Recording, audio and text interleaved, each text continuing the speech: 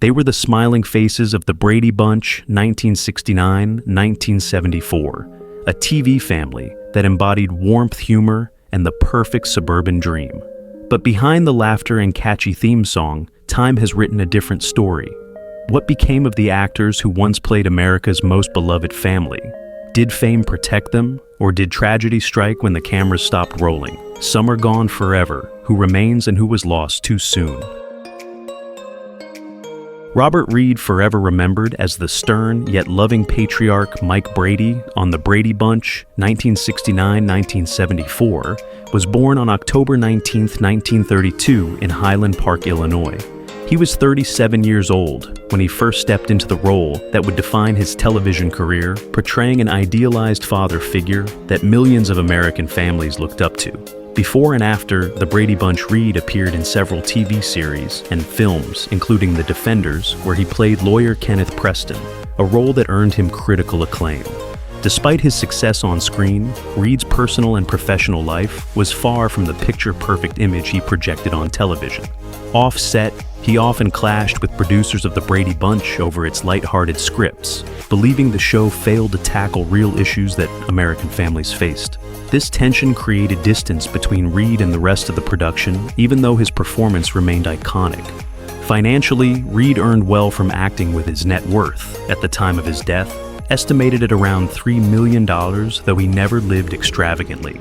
Privately, Reed's life was marked by secrecy and pain. He was a closeted gay man at a time when Hollywood was brutally unforgiving, leading him to live much of his life in the shadows. His inability to openly embrace his identity caused deep personal struggles and loneliness. He was never married, never had children, and carried the heavy burden of keeping his true self hidden from the public eye. Reed's later years were tragic. He contracted HIV, which weakened his health, and he ultimately died from colon cancer on May 12, 1992 in Pasadena, California, at the age of 59. His death revealed truths about his private battles, shocking fans, who only knew him as the perfect television dad. He left behind no wife, no children, and no sprawling real estate empire, just a complicated legacy of brilliance overshadowed by secrecy and sorrow. Today, his story stands as a reminder of both the glamour and the tragedies that Hollywood's golden image often concealed. Florence Henderson, the beloved actress who brought warmth and charm to television as Carol Brady. The matriarch of The Brady Bunch, 1969-1974, was born on February 14, 1934 in Dale, Indiana. She was 35 years old when she joined the cast, embodying the modern, fashionable mother who balanced humor, love, and patience while raising 6 children in one of TV's most iconic families. Before her role as Carol Brady Henderson had already made a name for herself on Broadway, starring in musicals such as Fanny, and she also became the first woman to guest host The Tonight Show starring Johnny Carson. Her career was bright, but her personal journey was filled with ups and downs. Henderson's success brought her fame and financial stability, with her net worth, at the time of her passing, estimated around $10 million. However, her private life was far more turbulent. She married twice, first to Ira Bernstein, with whom she had 4 children, but the marriage ended in divorce after 29 years. Later, she married Dr. John Kappas, a hypnotherapist, and remained with him until his death in 2002. Henderson faced heartbreak not only through divorce and widowhood, but also through struggles with depression and professional setbacks, when Hollywood typecast her as the forever TV mom, limiting her career options. Despite these personal trials, Henderson managed to stay in the public eye with guest appearances on shows like The Love Boat, Dancing with the Stars, and various Brady reunions, proving her enduring place in pop culture. She maintained a positive, radiant public image, yet behind the scenes, she carried the pain of being boxed in by her most famous role. Florence Henderson's life came to a sudden, heartbreaking end on November 24, 2016, when she died from heart failure in Los Angeles at the age of 82. Her passing stunned fans as she'd appeared vibrant and healthy just days earlier at a public event. Though she left behind children, grandchildren, and an impressive career, her greatest legacy remains the paradox of her life. A woman adored as America's mom, yet one who endured private loss, heartbreak, and the heavy weight of being forever tied to a single idealized image of motherhood. Ann B. Davis immortalized on television as the quirky and lovable housekeeper Alice Nelson in The Brady Bunch 1969 to 1974, was born on May 5, 1926 in Schenectady, New York. She was 43 years old when she stepped into the role of Alice the apron-wearing caretaker who brought comic relief and heart to the Brady household. Her quick wit, cheerful demeanor, and knack for timing made her one of the most beloved supporting characters in sitcom history. Before her, Brady fame Davis was already an established television star. She had won 2 Primetime Emmy Awards for her role as the wisecracking Secretary Schultze on The Bob Cummings Show in the 1950s. Despite these achievements, Hollywood often typecast her as a comic sidekick, limiting her opportunities for more dramatic or varied roles. While this gave her steady work, it also meant she struggled to break free from the shadow of Alice, a blessing and a curse in her long career. Financially, Davis lived comfortably with her net worth estimated around $3 million at the time of her death. However, her personal life was marked by choices that set her apart from the Hollywood mainstream. She never married, never had children, and in the 1970s she withdrew from the entertainment spotlight to join an Episcopalian religious community in Denver. While not a nun, Davis devoted herself to a spiritual life, trading fame and red carpets for prayer service and modest living. She owned little in the way of luxury real estate, preferring a quiet communal existence over the Hollywood lifestyle. Ann B. Davis's later years reflected both her independence and her isolation. Though she occasionally returned for Brady reunions, she largely stayed away from the industry. On June 1, 2014, Davis suffered a fall in her bathroom, hitting her head and never regaining consciousness. She died that day at the age of 88, leaving behind no spouse or heirs, but an enduring television legacy. For millions, she was more than just Alice, she was the heart of the Brady Bunch, a figure of loyalty and laughter whose life story was as unconventional as it was poignant. Alan Melvin, best remembered by the Brady Bunch audience as Sam Franklin Alice's lovable butcher boyfriend, was born on February 18, 1923 in Kansas City, Missouri. He was 46 years old when he first appeared on the sitcom, bringing humor and a working-class charm to the role of Sam, whose on-again, off-again romance with Alice added a touch of warmth and realism to the Brady household dynamic. Melvin's acting career spanned decades long before and after his Brady appearances.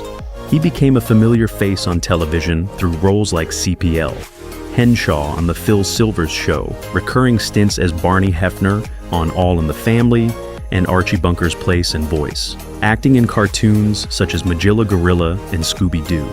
Despite this prolific resume, Melvin was often typecast as the funny sidekick or blue-collar character, which limited his opportunities for leading roles.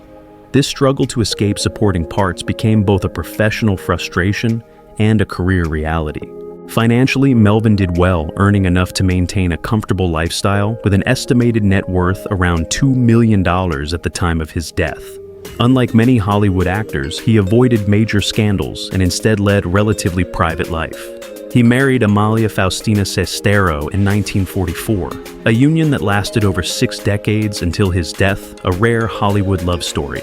They had 2 children together, and Melvin preferred family life over Hollywood glamour, never chasing mansions or flashy wealth. His later years, however, were clouded by illness. After a long and steady career in both live action and voice acting, Melvin's health declined due to cancer. He passed away on January 17, 2008 in Los Angeles at the age of 84. Though never a superstar, Alan Melvin left behind a legacy of reliability, laughter, and heart. For Brady Bunch fans, he will forever remain Sam the Butcher, the man who kept Alice smiling, even if his real life was far quieter and more understated than the characters he played. C. Lindsay Workman, known to the Brady Bunch fans as Mr. Pringle, the family's affable butcher, before Sam Franklin entered the picture, was born on March 6, 1924 in Pittsburgh, Pennsylvania. He was 45 years old when he appeared on the show, giving life to a minor but memorable role that added flavor to the Brady household's quirky world. Workman's career was not about stardom, but about consistency. He was a classic that guy in television, an actor whose face you recognized, even if his name rarely made headlines. He made countless guest appearances on series like The Donna Reed Show, The Fugitive Perry Mason, and Mission Impossible. He also found steady work as a voice actor, lending his talents to radio and commercials, which became a backbone of his income. Yet, despite decades in Hollywood, he never escaped the fate of being typecast in small supporting roles. The lack of breakthrough success haunted his career, keeping him on the edges of fame rather than at its center. Financially, Workman never amassed the kind of fortune associated with television stars. His estimated net worth hovered around $1 million at the height of his career, built less on glamour and more on persistence. His personal life was far from scandalous, though the anonymity of being a journeyman actor often meant his achievements went unnoticed. He was married and had children, maintaining a private home life that contrasted with the uncertainty of Hollywood. Real estate was never flashy for him. Instead, he lived modestly away from the excess of the industry. Tragedy struck late in his life. After years of fading quietly from the screen, Workman died on April 24, 2012 in Claremont, California, at the age of 88. The cause was natural, but his passing closed the chapter on a career built on steady if unsung contributions to American television. While he never reached the heights of fame, Lindsay Workman's legacy lies in the fabric of classic TV itself, a reliable character actor who added depth, humor, and presence to shows that shaped an era. John Wheeler, remembered by the Brady Bunch audience for his recurring appearances as Mr. Dimsdale the Postman and other minor characters, was born on June 20th, 1930 in Texas. He was about 39 years old when he first stepped into the Brady household storyline, giving color and humor to small but noticeable roles between 1970 and 1974. Unlike the leads, Wheeler never had the spotlight, but his familiar face became part of the fabric of classic television. Before the Brady Bunch, Wheeler had built a steady resume. He appeared in Star Trek the original series as the Tellarite ambassador Gav in Journey to Babel, and he made his mark on shows like Mission Impossible, Green Acres, The Odd Couple, and Columbo. His film credits included Sweet Charity and Big Bad Mama, though often uncredited or in supporting parts. Still, he became the quintessential journeyman actor, the one who kept working, always dependable, but never quite breaking through to leading man fame. That lack of stardom weighed heavily, a constant reminder of how Hollywood could keep talented actors in the background. Financially, Wheeler never reached the wealth of household names. His estimated net worth has been pegged around $1 to $2 million, largely from decades of television and film work, though it was modest compared to his more famous peers. Unlike some actors, he avoided public scandals, but his career struggles and the anonymity of supporting roles meant he often lived in the shadow of greater success. His personal life has remained private, with little public record of marriage, children, or any real estate empire. As of now, Wheeler is still believed to be alive, living well into his 90s. At 95 years old in 2025, he stands as one of the quiet survivors of television's golden era. His story is not one of headline-grabbing fame, but of persistence, an actor who kept showing up, delivering his lines, and becoming part of the backdrop of shows that shaped American culture. His life reflects both the triumph and the tragedy of Hollywood, working endlessly, remembered, vaguely, but never forgotten by those who truly paid attention.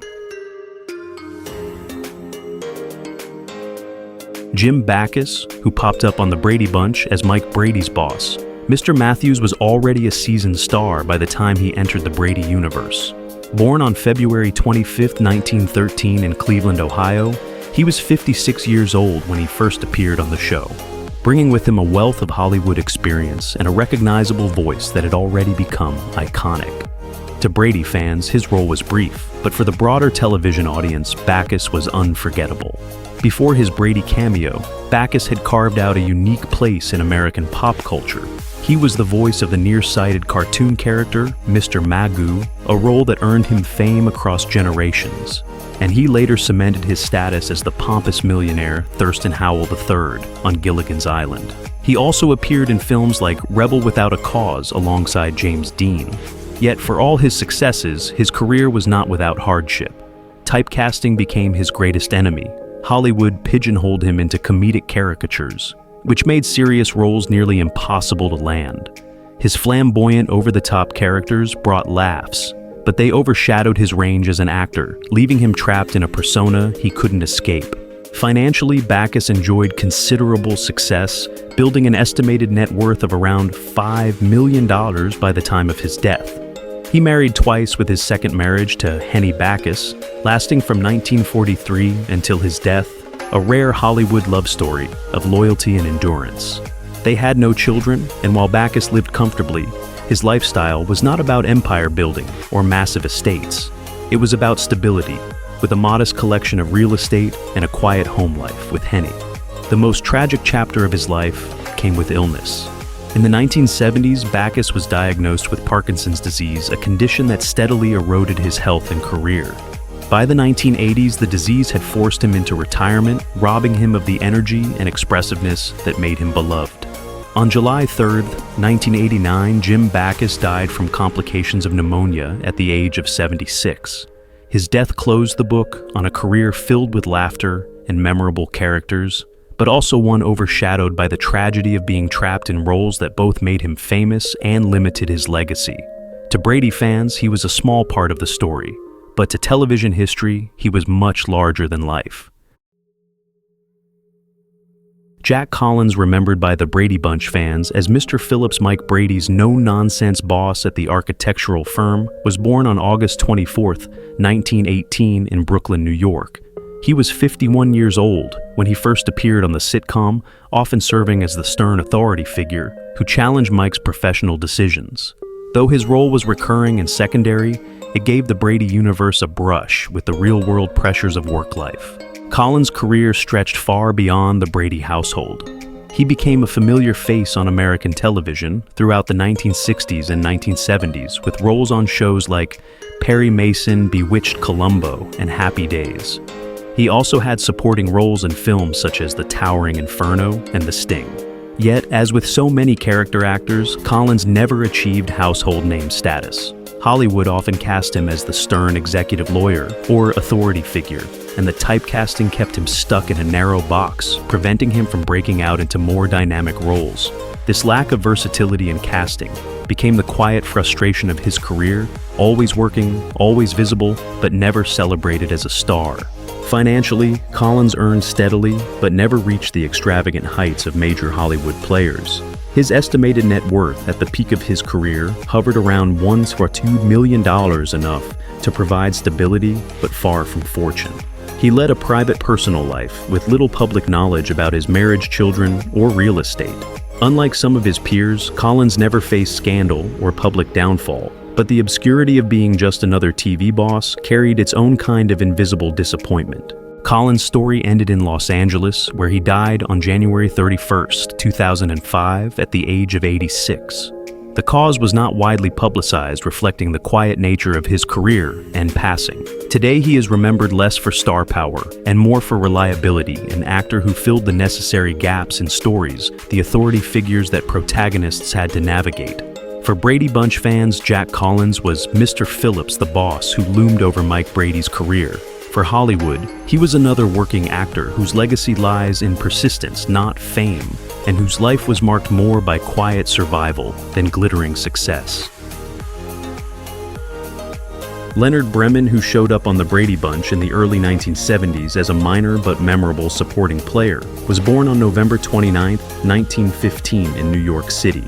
By the time he appeared on the series, he was already in his mid-50s, an established character actor whose face audiences might recognize even if they struggled to place his name. On the Brady Bunch, his roles were brief, but he brought the kind of working-class grit and comic timing that added texture to the otherwise squeaky clean Brady world. Bremen's career was a long and winding one. He appeared on countless television shows, often in bit parts programs like Kojak, The Mary Tyler Moore Show, and All in the Family. His film credits included roles in Stingray and Midnight Cowboy, where he played small but striking characters. Yet for all his persistence, Bremen's career was plagued by the harsh reality of Hollywood typecasting. He was the guy who came in for one or two lines, a delivery man, a clerk, a background figure. The frustration of being stuck at the margins haunted his professional life, keeping him from the recognition he craved. Financially, he never reached wealth or stardom. His estimated net worth was modest, likely under $1 million earned through decades of steady but unglamorous work. There is little public record of his personal life, marriage, children, or property suggesting a man who lived quietly off-screen. What is known is that Bremen never married, and his personal world was far lonelier than the laughter-filled sets where he worked. Without a family to anchor him, his later years carried a sense of isolation, a silent counterpart to the anonymity of his career. Tragically, Leonard Brimman's life came to an end on September 10, 1986 in Los Angeles. He was 70 years old, and his cause of death was not widely publicized, as if his passing echoed the obscurity of his professional life. Today, he is remembered not as a star, but as one of the countless character actors who kept television alive. Faces that passed across the screen, making worlds believable even if their own lives were marked by struggle, invisibility, and an enduring lack of recognition. For Brady fans, he was a passing figure. For Hollywood, he was one of the forgotten many. Hal Smith, who appeared on The Brady Bunch in guest roles, was born on August 24, 1916 in Petoskey, Michigan.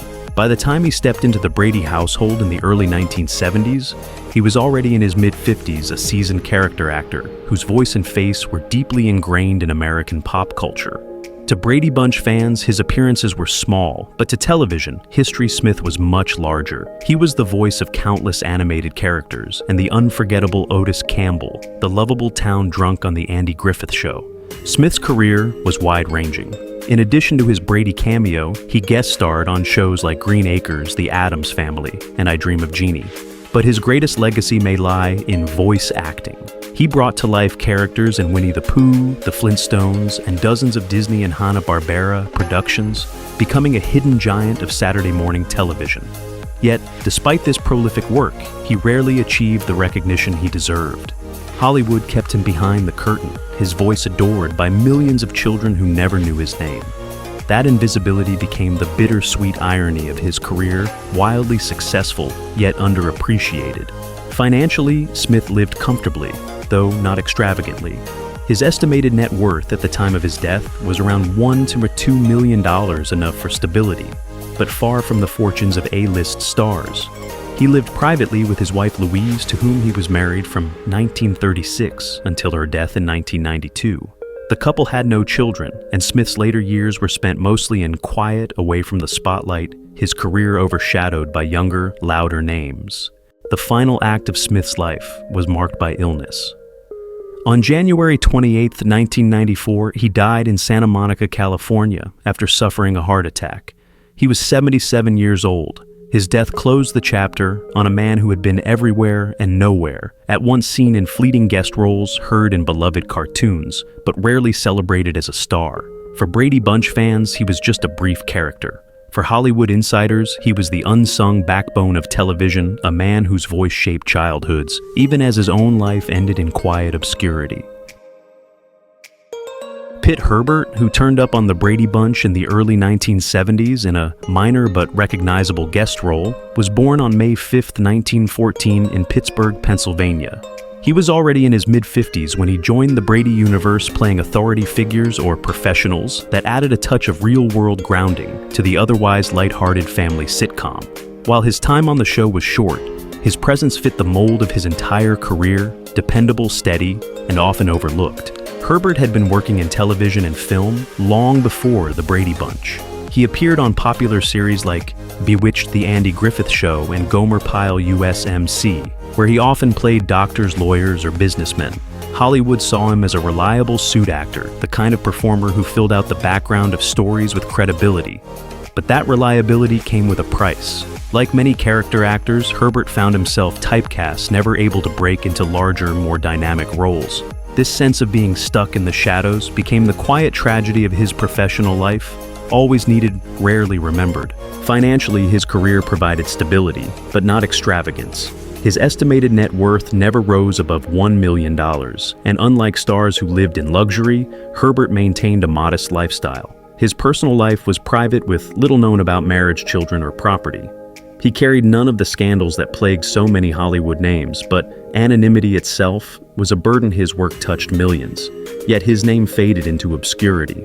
The final years of Pitt Herbert's life passed quietly away from the Hollywood spotlight he had spent decades supporting. He died on December 23, 1989 in Los Angeles, California, at the age of 75. The cause of death was not widely reported, fitting for a man whose career and life often went unnoticed.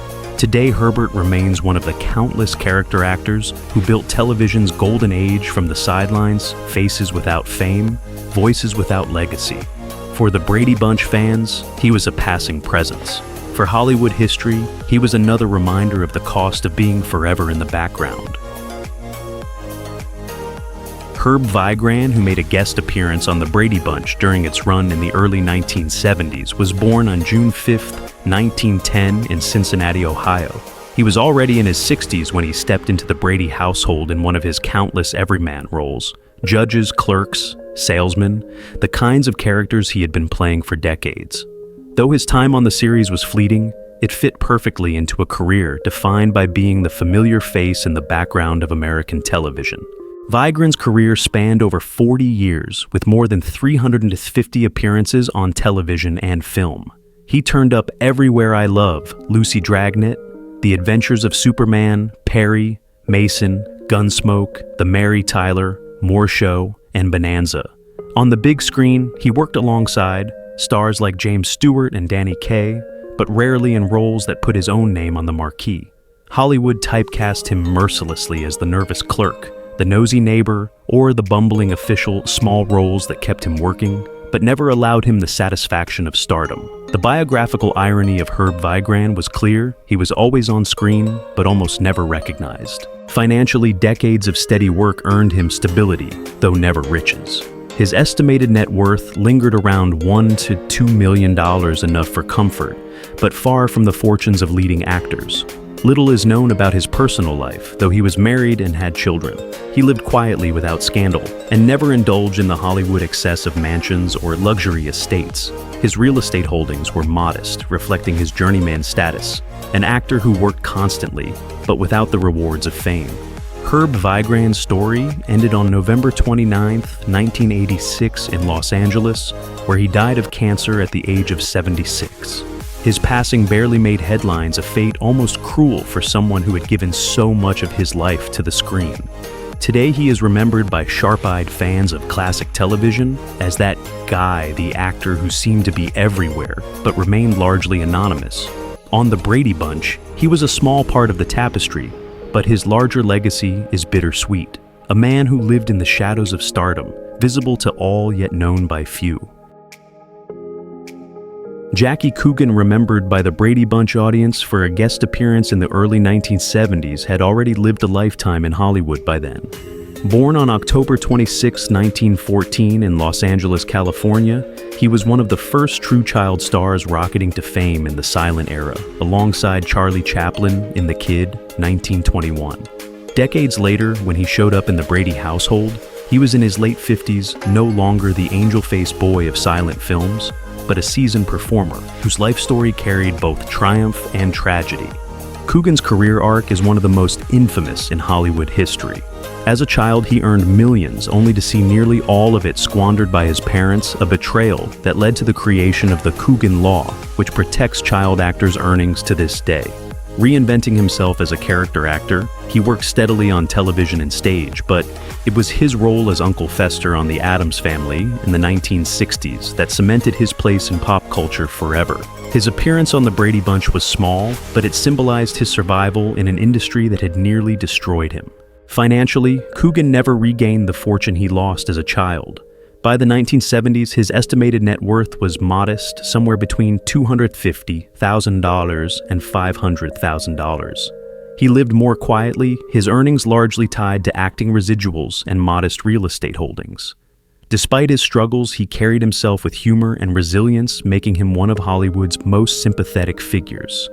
His personal life was marked by multiple marriages, but he remained a father and husband who had fought back from betrayal and ruin. Jackie Coogan died on March 1, 1984 in Santa Monica, California, from heart failure at the age of 69. His death was mourned as the loss of not just an actor, but a symbol of Hollywood's darker lessons, the dangers of fame, greed, and exploitation. For the Brady Bunch, his appearance was brief, but for television history, his legacy is monumental. A child star who changed the industry forever, and a performer who carried both light and shadow to his final curtain. Stephen Dunn, who made a guest appearance on The Brady Bunch in the early 1970s, was one of those working actors whose face was familiar, even if audiences couldn't always place his name. Born on January 13, 1918 in Northampton, Massachusetts, he entered Hollywood in the 1940s and quickly carved out a career as a versatile supporting actor. By the time he appeared on The Brady Bunch, he was in his early 50s, a veteran of both radio and television, able to slip into the wholesome yet slightly comedic tone the series required. Dunn's acting resume stretched across several decades. He worked in film noir light comedies and a wide variety of TV roles with credits including The Big Sombrero, 1949, The Luckiest Guy in the World, 1947, and appearances on shows like Dragnet and The Donna Reed Show. His versatility made him a reliable name in Hollywood's casting offices, but like many character actors, he never achieved the superstardom that might have given him financial security or cultural immortality. This lack of recognition, while not uncommon, was its own quiet heartbreak. He worked tirelessly, but the spotlight rarely lingered. In his personal life, Stephen Dunn was not immune to the struggles of the industry. Financial stability came and went, his estimated net worth never reaching more than a few $100,000, even at his career peak. There were frustrations over stalled projects and missed opportunities, the kind of near successes that define so many Hollywood careers. Still, he remained dedicated to his craft, balancing work with family life. He was married with children and owned modest real estate far from the lavish estates of bigger stars. Tragically, Stephen Dunn's life ended suddenly. He died on September 2, 1977 in Los Angeles, California, from a heart attack at the age of 59. His passing cut short a career that, while not filled with fame or fortune, had left behind a trail of roles that gave depth to the golden age of television. For The Brady Bunch, his role may have been fleeting, but in the larger tapestry of Hollywood, Stephen Dunn represented the countless working actors who carried the weight of storytelling without ever basking in the full glow of celebrity. Which character from The Brady Bunch, 1969-1974, holds a special place in your heart? How does it make you feel, knowing that the beloved cast members are no longer with us? We'd love to hear your thoughts. Feel free to share them in the comments below. If you've been enjoying this content, please like the video, subscribe to the channel, and hit the notification bell so you never miss an update. Thank you for watching.